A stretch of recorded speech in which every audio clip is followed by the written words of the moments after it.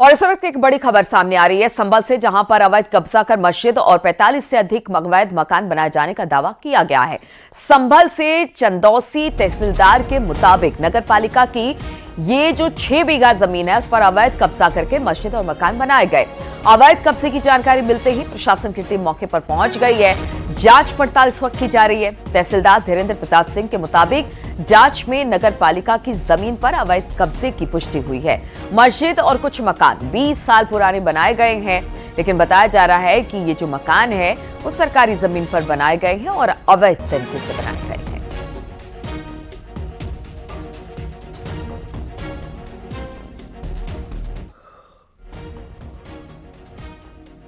नगरपालिका परिषद चंदौसी ने हमको यह सूचना दी कि उसकी इस भूमि पर मस्जिद बनी हुई है और लोगों ने अवैध अतिक्रमण कर रखा है।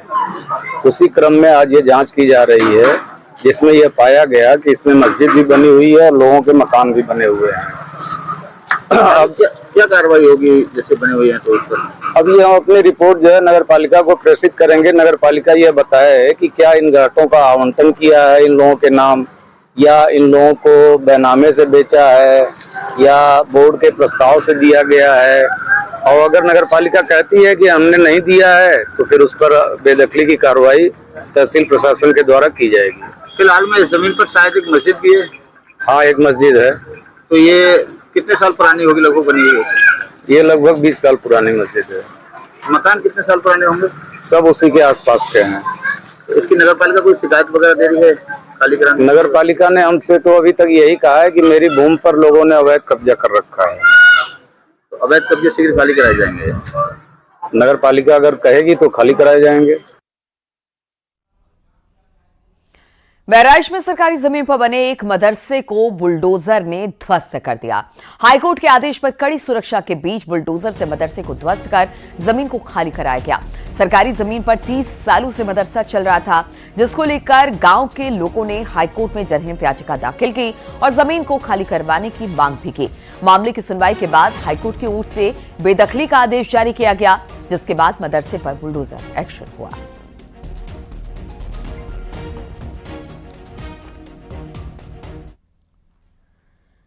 अलीगढ़ मुस्लिम विश्वविद्यालय में होली मिलन कार्यक्रम की अनुमति न मिलने से विवाद और ज्यादा बढ़ गया है। छात्रों ने प्रशासन के फैसले पर अब सवाल उठाए हैं, जबकि बीजेपी नेता ने कहा कि अगर एएमयू में होली नहीं मनेगी तो फिर ईद भी नहीं मनाने दी जाएगी। वहीं करणी सेना ने एएमयू कैंपस में होली खेलने का ऐलान कर दिया है।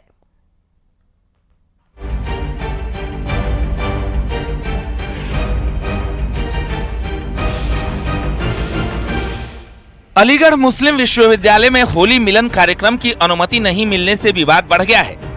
छात्रों ने प्रशासन के फैसले पर सवाल उठाए हैं। वहीं बीजेपी नेता का कहना है कि अगर एएमयू में होली नहीं मनेगी तो ईद भी नहीं मनाने दी जाएगी। राज्यसभा सांसद दिनेश शर्मा ने कहा कि बहुसंख्यकों का तिरस्कार स्वीकार नहीं किया जा सकता है। अगर दूसरे धर्म के लोगों को कोई प्रकार की अनुमति दी जाती है तो फिर जो बहुसंख्यक वर्ग है या दूसरा वर्ग है तो उसका आप अपमान कैसे कर सकते हो? अगर अनुमति नहीं है तो किसी को नहीं, अगर अनुमति एक पक्ष को है और दूसरे पक्ष को नहीं तो ये संवैधानिक व्यवस्था का अंग नहीं है। फिर भी ये विश्वविद्यालय प्रशासन के स्तर का प्रकरण है। यूनिवर्सिटी कैंपस में रहने वाले हिंदू छात्रों ने 9 मार्च को एएमयू के क्लब में होली मिलन कार्यक्रम की इजाजत मांगी थी, जिसे देने से यूनिवर्सिटी प्रशासन ने इनकार कर दिया।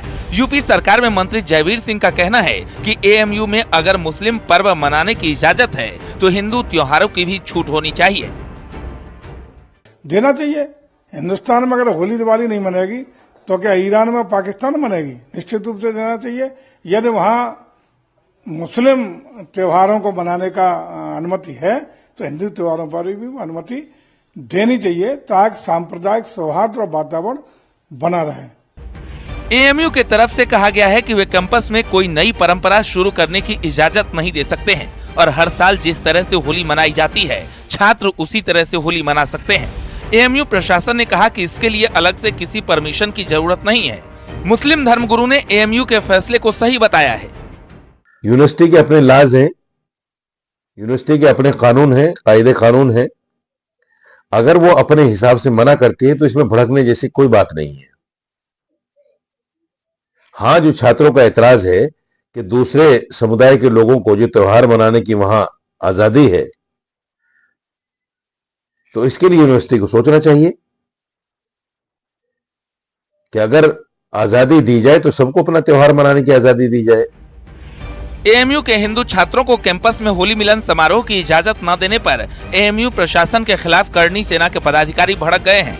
साथ ही करनी सेना ने एएमयू कैंपस में होली खेलने का ऐलान किया है कि एएमयू में इस तरीके की मानसिकता के जितने भी अधिकारी बैठे हुए हैं उन सबको तुरंत निलंबित किया जाए और ऐसे अधिकारियों की नियुक्ति की जाए जो सभी धर्मों को समान अधिकार वहाँ एएमयू के अंदर दे सकें। अगर होली खेलने की परमिशन नहीं मिली तो क्या कदम रहेगा? हम परमिशन हम मांग ही नहीं रहे, हमने ना पहले परमिशन ली ना ली। हम तो जाएंगे 10 तारीख को होली खेलने जाएंगे, एएमयू के अंदर जाएंगे। लॉ एंड ऑर्डर की हमें चिंता नहीं है, जब लॉ एंड ऑर्डर की वो चिंता नहीं करते तो हम क्यों करें।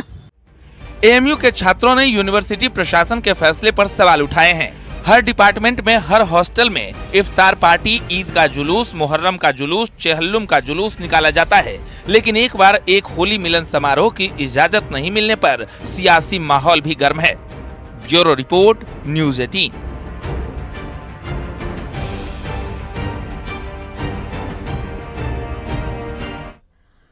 और आज रमजान महीने का पहला जुमा है। इसको लेकर संभल के जामा मस्जिद में सुरक्षा के कड़े इंतजाम किए गए हैं। पुलिस ने सख्त निगरानी में नमाज अदा की जाएगी। तो रमजान का पहला जुमा, और बताया जा रहा है कि अब संभल में किस तरह से जो जामा मस्जिद है उसके आसपास पुलिस व्यवस्था काफी चाक चौबंद कर दी गई है। पुलिस की सख्त निगरानी में आज यहां पर नमाज अदा की जाएगी।